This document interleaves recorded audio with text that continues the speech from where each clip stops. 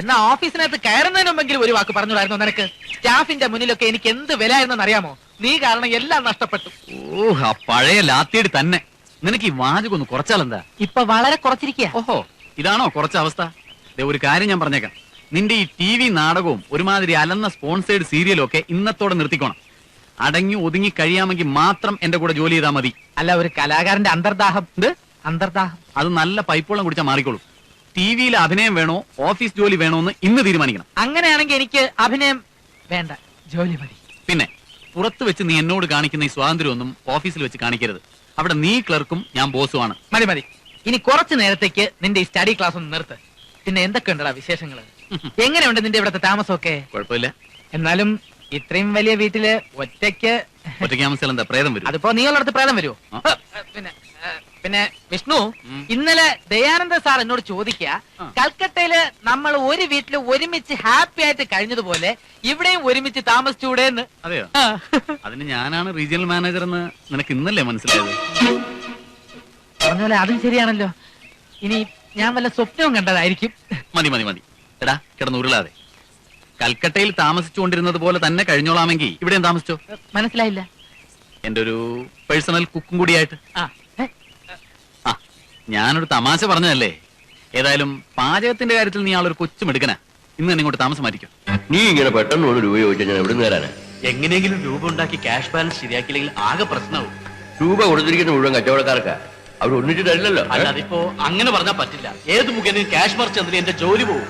മാത്രമല്ല ചീറ്റിംഗ് കേസിൽ ഞാൻ ജയിലിൽ പോകേണ്ടി വരും. ആ, 1-2 ആഴ്ചക്കകം ശരിയാക്കാൻ പറ്റുമോ നോക്കട്ടെ. നീ ചെല്ല്.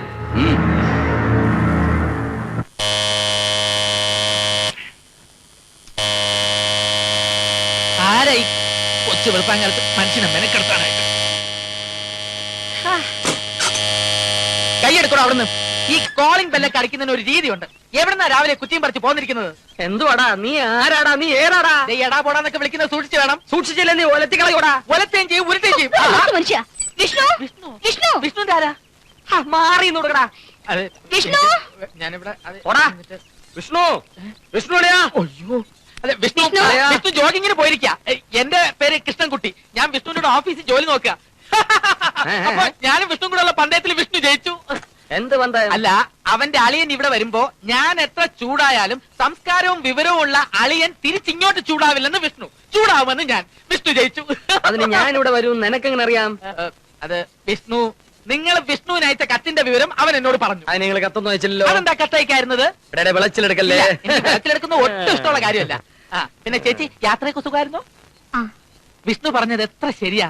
സ്നേഹവും വാത്സല്യവും അന്തസ്സും ആഭിജാത്യവും കുടുംബ മഹിമയും നിങ്ങളുടെ രണ്ടുപേരുടെയും നെറ്റിയിൽ പോസ്റ്റർ പോലെ എഴുതി ഒട്ടിച്ചിട്ടുണ്ട് എന്നവൻ പറഞ്ഞോ? വിഷ്ണു സ്നേഹമുള്ളവനാ. ഞാനും. സ്നേഹമാണകില സാര. എത്തിയല്ലോ. വിഷ്ണുവിന്റെ കാര്യം പറഞ്ഞതേ ഉള്ളൂ. 100 ആയിസ. അല്ല, നിങ്ങൾ രണ്ടുപേരും ഇത്ര രാവിലെ? വേഗം റെഡിയാകെ. നിന്നെയും കൊണ്ട് വാഴക്കുളത്തൊരു പെണ്ണ് കാണാൻ കൂട്ടിക്കൊണ്ടുപോകാമെന്നാ ഞങ്ങള്. അയ്യോ, ഇങ്ങനെ പെട്ടെന്ന് ഒരു മുന്നറിയിപ്പില്ലാതെ പറഞ്ഞാലെങ്ങനെ? മുന്നറിയിപ്പ് തരരുത്. കൊടുങ്കാറ്റ പേമാരിയാണോ? വെറും ഒരു പെണ്ണ് കാണൽ. അതെ, ഇതിനെങ്കിലും ഒഴിവൊഴിവ് പറയരുത്. നല്ല ആലോചനയാ. എങ്ങനെ ഇത് നടത്തണം? എന്നാ പിന്നെ നമുക്ക് അടുത്ത ഞായറാഴ്ച. ശുഭകാര്യമല്ലേ വിഷ്ണു, മാറ്റി വെക്കരുത്. ചേച്ചിയും അളിയനും കൂടി എന്തുമാത്രം ബുദ്ധിമുട്ടിക്കാണും. അതെ, നമുക്ക് എല്ലാവർക്കും കൂടി ഐശ്വര്യമായിട്ട് പോയിട്ടിങ്ങി വരാം. നമുക്കോ? നമുക്കെന്ന് ഞാൻ ഉദ്ദേശിച്ചത് നിങ്ങൾ 3 രൂപ. വേഗം റെഡിയാകെ. ഉച്ചയ്ക്ക് മുമ്പ് നമുക്ക് അവിടെ എത്തണം. അല്ല, എന്റെ കണ്ടീഷൻസ് എല്ലാം ഓക്കെ? കണ്ടീഷൻസ് എല്ലാം ഓക്കെ, ഡബിൾ ഓക്കെ. എന്നാ ഞാൻ പോയി പെട്ടെന്ന് അല്ല ഏട്ടാ, എന്താ ഈ കണ്ടീഷൻസ് എന്നറിയാൻ എനിക്കൊരു താല്പര്യമില്ല. അതൊക്കെ അവരവരുടെ ഇഷ്ടം. ഇവനിതാരടെ? ഇടയിൽ തന്നെ ഒരിക്കൽ കൂടെ വിളിക്കേട്ടാ. എന്തുവാടേ? ഒരിക്കൽ കൂടെ വിളിക്കേട്ടാ. പോടേ.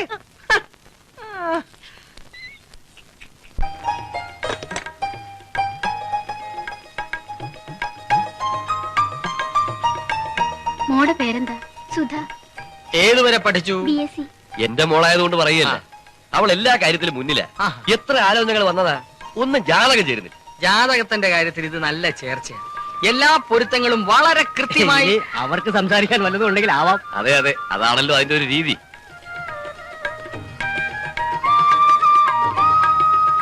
आपको कर्नाटिक संगीत जानता है? അല്ല, പയ്യന് മലയാളം അറിയില്ലേ?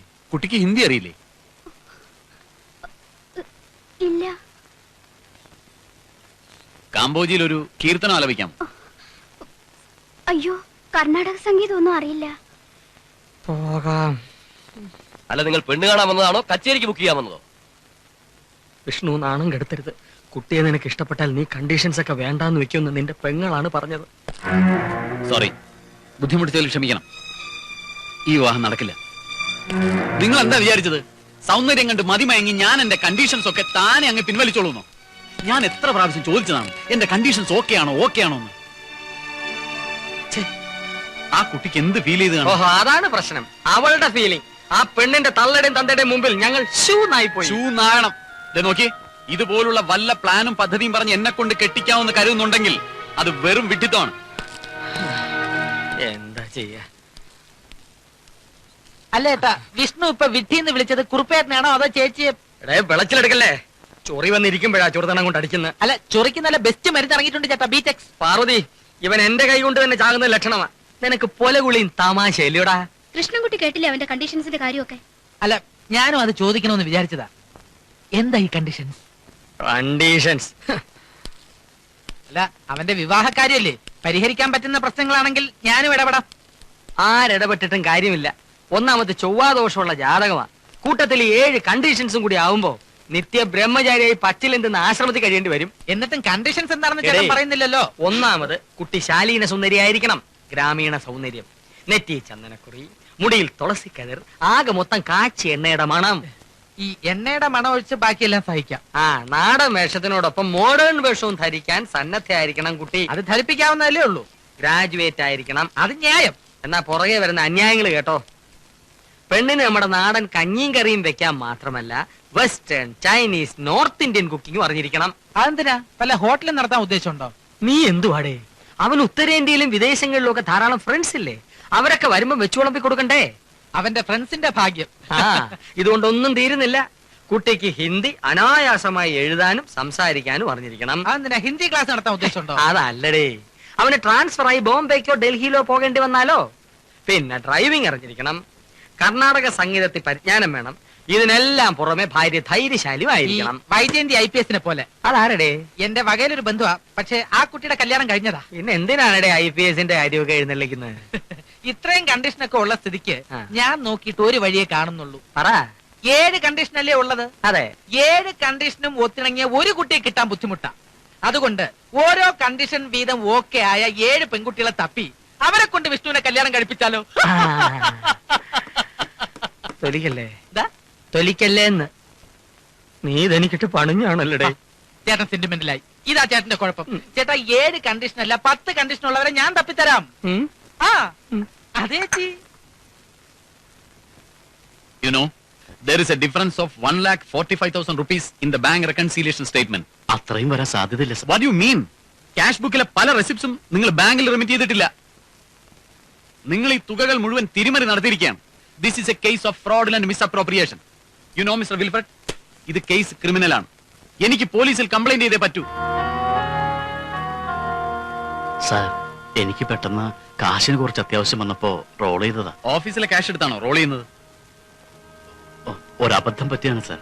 പ്ലീസ്, ഇത്തവണത്തേക്ക് എന്നോട് ക്ഷമിക്കണം. സാർ, ഈ ഒരു പ്രാവശ്യത്തേക്ക് ഓക്കെ. വിത്തിൻ 24 hours നിങ്ങൾക്ക് ഈ എമൗണ്ട് കൂടെ തിരിച്ചടയ്ക്കാൻ പറ്റുമോ? അത് ബുദ്ധിമുട്ടാണ് sir. Then I am very sorry, Mr. Wilfred. You be prepared to face the consequences. കുറച്ച് സാവകാശം.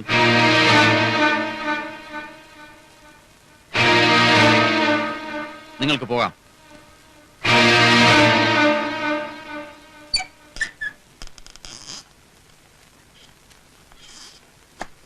അല്ല വിഷ്ണു, വിൽഫ്രെഡിന് അല്പം കൂടെ സാവകാശം കൊടുത്തൂടെ? പോലീസ് കേസ് എന്നൊക്കെ പറയുമ്പോ. നിന്നോട് ഞാൻ പല പ്രാവശ്യം പറഞ്ഞിട്ടില്ലേ ഓഫീസ് കാര്യങ്ങളിൽ ഇടപെടരുന്നു. അല്ല, അവൻ വെറും ഒരു തല്ലിപ്പൊളി പാർട്ടിയാ. എന്തും ചെയ്യാൻ മടിക്കാത്ത ഒരു ഗ്യാങ് അവന്റെ കൂടെ ഉണ്ടേ. എന്ന് വെച്ച് ഞാനും ആ ഗ്യാങ്ങിൽ ചേരണോ? ഇനിയിപ്പോ പുതിയ ആൾക്കാരെ അവൻ ഗ്യാങ്ങിൽ ചേർക്കൊന്നും അറിയില്ല. Get out. Get out.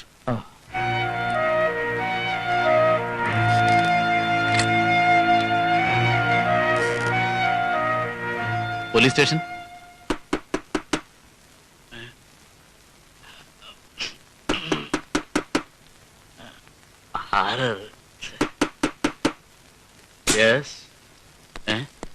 താനാണോ Indo Arab travels work ചെയ്യുന്ന വിൽഫ്രഡ്? അതെ sir. You are under arrest.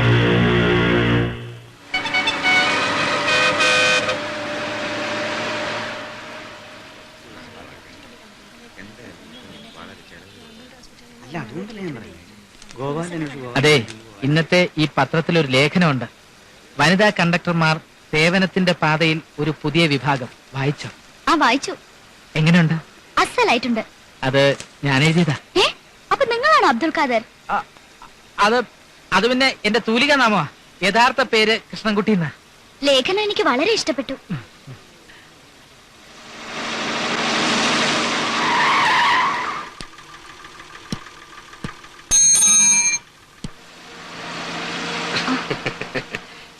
ഇരിക്കൂ. ഇതാ സർ. ഇതൊന്നും വേണ്ട. വിശ്വാസമില്ലാത്ത കണ്ടക്ടർമാരെ മാത്രമേ ഞാൻ ചെക്ക് ചെയ്യാറുള്ളൂ.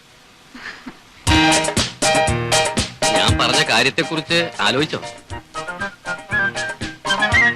സമ്മതിച്ചു, അല്പം പ്രായക്കൂടുതലാണ്. പക്ഷേ എന്റെ മനസ്സ് ഇന്ദുവിനേക്കാൾ ചെറുപ്പാണ്. ഒരുപാട് അന്വേഷിച്ചു, ഇപ്പോഴാണ് കണ്ടെത്തിയത്. എന്നൊരു സമ്മതം മൂടൽ മാത്രമാണ് എനിക്ക് ആവശ്യം.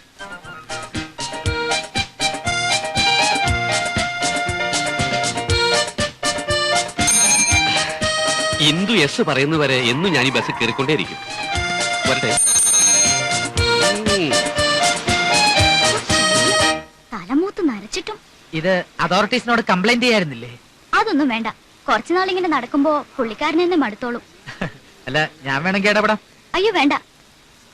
അതൊക്കെ പോട്ടെ, നമ്മുടെ ഉദ്ദേശം എന്താ? മനസ്സിലായില്ല. പത്രത്തിൽ വനിതാ കണ്ടക്ടർമാരെ കുറിച്ച് എഴുതിയത് നിങ്ങളാണെന്നല്ലേ പറഞ്ഞത്? അതെ. അത് എഴുതിയ അബ്ദുൽ ഖാദറെ KSRTCയിലെ സ്റ്റാഫാ. ഞങ്ങളെയൊക്കെ കാണിച്ചതിന് ശേഷമാ പബ്ലിഷ് ചെയ്യാൻ കൊടുത്തത് തന്നെ.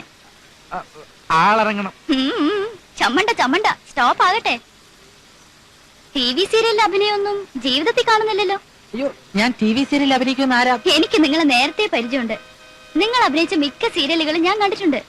മുഖസ്തുതി പറയാനൊന്നും കരുതണ്ട. നിങ്ങളുടെ അഭിനയം എനിക്ക് വളരെ ഇഷ്ടം.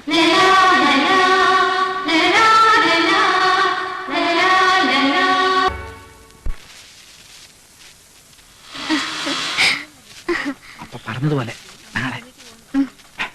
ബൈ. സത്യം പറടാ, ഏതാ പെണ്ണ്? അത് എന്റെ വകയിലൊരു അമ്മാവന്റെ മോളാ. വകയിലൊരു അമ്മാവനോ? അത് നിന്റെ അമ്മയ്ക്ക് ആങ്ങളമാരില്ലല്ലോ. ഇനി ഉള്ള സത്യം പറയാമല്ലോ. അത് KSRTCയിലെ പുതുതായിട്ട് ചാർജ് എടുത്ത വനിതാ കണ്ടക്ടറാ ഇന്ദു. എടാ, വനിതാ കണ്ടക്ടർ ആണെങ്കിൽ ട്രാൻസ്പോർട്ട് ബസ്സിലല്ലേ കാണേണ്ടത്. അവൾക്ക് നിന്റെ സ്കൂട്ടറിന്റെ പുറകിൽ എന്താ പണി? വിഷ്ണു, എന്റെ പേഴ്സണാലിറ്റിയിലാണോ സ്വഭാവത്തിലാണോ ആ കുട്ടി ആകൃഷ്ടയായതെന്ന് എനിക്കറിയില്ല. നിർലോഭം സ്നേഹം ഇങ്ങോട്ട് കിട്ടുമ്പോ അല്പമെങ്കിലും തിരിച്ച് അങ്ങോട്ട് കൊടുക്കാതിരിക്കുന്ന പാവമല്ലേ. മാത്രമല്ല, കുഞ്ഞുനാൾ മുതലേ ഉള്ള ഒരു ആഗ്രഹമായിരുന്നു ഒരു വനിതാ കണ്ടക്ടർ വിവാഹം കഴിക്കണമെന്നുള്ളത്. ഒരു ഒറ്റ അലക്കാൻ പറ്റുന്നുണ്ടല്ലോ. എടാ, ഡ്യൂട്ടി സമയത്താണോ പ്രേമിച്ചുകൊണ്ട് നടക്കുന്നത്? അതും കമ്പനി സ്കൂട്ടറിൽ. പ്രേമത്തിന് സ്വന്തം സ്കൂട്ടറെന്നോ കമ്പനി സ്കൂട്ടറെന്നോ ഉള്ള വ്യത്യാസമില്ലടാ. ദേ, മേലാൽ ഡ്യൂട്ടി സമയത്ത് ആ പെണ്ണിനെ നിന്റെ കൂടെ എങ്ങാനും കണ്ടാൽ അന്ന് തീരും നിന്റെ പണി. ഇതിന്റെ പേരാണ് അസൂയ. ഇംഗ്ലീഷിൽ ജലസി എന്ന് പറയും. നീ ഇപ്പൊ പറഞ്ഞതിന് ഇംഗ്ലീഷിൽ നോൺസെൻസ് എന്ന് പറയും. ഉള്ള സെൻസ് ഒക്കെ മതി എനിക്ക്. കല്യാണം കഴിക്കാൻ പോണ പെണ്ണിന്റെ തലമുടിക്ക് ഇത്ര ഇഞ്ച് നീളം വേണം, കണ്ണിന്റെ കൃഷ്ണമണിക്ക് ഇത്ര മില്ലിമീറ്റർ ഡയമീറ്റർ വേണം, നടക്കുമ്പോ കഴുത്ത് 15 ഡിഗ്രി ചരിഞ്ഞിരിക്കണം, കണ്ടാൽ ആഫ്രിക്കക്കാരെ പോലെ തോന്നണം, പക്ഷെ ചിരിക്കുമ്പോ ചൈനീസ്കാരെ പോലെ ഇരിക്കണം എന്നുള്ള കണ്ടീഷൻസ് ഒന്നും എനിക്കില്ല. എന്റെ പേഴ്സണൽ കാര്യങ്ങളിലും തലയിട്ടാൽ ഊരാൻ പറ്റാത്ത അവസ്ഥയാണെന്ന് എനിക്കറിയാം. അതെ, ഈ കണ്ടീഷൻസും ഡിമാൻഡ്സും ഒക്കെ പിൻവലിച്ച് നല്ല ഐശ്വര്യമുള്ള ഒരു കുട്ടിയെ കല്യാണം കഴിച്ച് ജീവിക്കാൻ നോക്ക്. എത്ര നാളാ ഞാൻ ഈ ക്യാരറ്റും ബീറ്റ്റൂട്ടും ഒക്കെ അരിഞ്ഞു സത്യം. ചെല്ല്.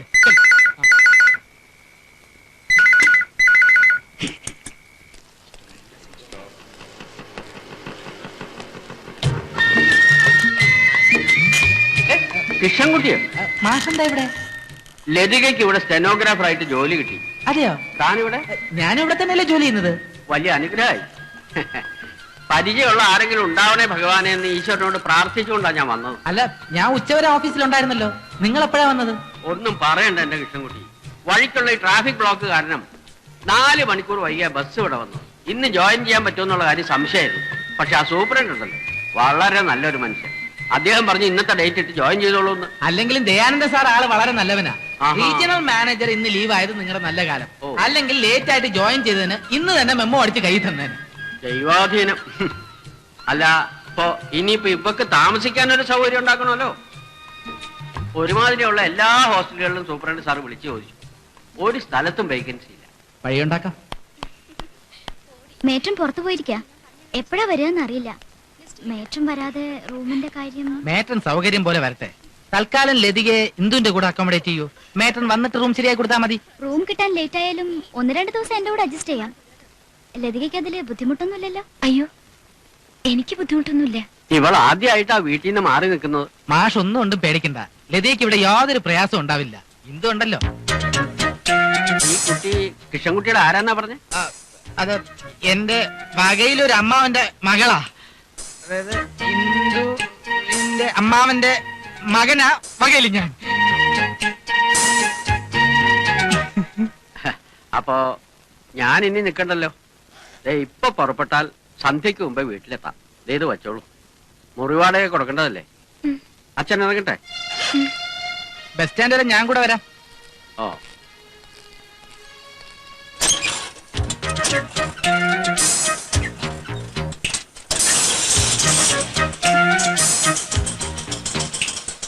എന്താ എന്താ? അല്ല, ബസിന്റെ ടിക്കറ്റ് വേണമെങ്കിൽ ഇവിടുന്ന് ഫോൺ ചെയ്ത് ബുക്ക് ചെയ്ത് തരാമെന്ന്. KSRTC അല്ലേ? അയ്യോ, അതിനും കൂടെ ആ കുട്ടിയെ ബുദ്ധിമുട്ടിക്കണേ. അതാ ഞാനും പറഞ്ഞോണ്ടിരുന്നത്. ആ, കേറ കേറ.